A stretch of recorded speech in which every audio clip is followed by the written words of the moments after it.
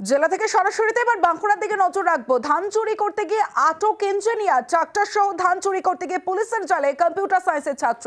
CC camera footage দেখে গ্রেফতার করা হয়েছে 15ই ফেব্রুয়ারি বাঁকুড়ার ধগড়িয়া গ্রামে 50 বস্তা ধান সহ ট্রাক্টর চুরি। সিসি ক্যামেরার ফুটেজ আপনারা দেখছেন, যে সিসি ক্যামেরায় দেখা যায় ট্রাক্টরের পিছনে একটি বাইকে করে যাচ্ছে দুই যুবক, দেখুন।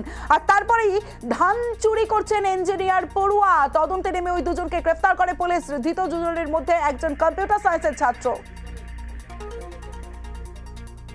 গত 15/2/2024 পাত্রসায়র থানার অন্তর্গত ধগড়িয়া গ্রামে একটা ট্রাক্টর এবং তার সাথে প্রায় 50 বস্তা ধান চুরি যায়। এই মর্মে আমাদের কাছে একটা অভিযোগ আসে। সিসিটিভি ফুটেজে দেখতে পাই যে একটা হলুদ রঙের বাইকে করে কেউ বা কারা চলে যায়। গত পরশু দুজনকে অ্যারেস্ট করি, যার একজনের নাম হচ্ছে পিয়ার আলী মিদ্দা এবং অন্য একজনের নাম শুভদীপ বাড়ি।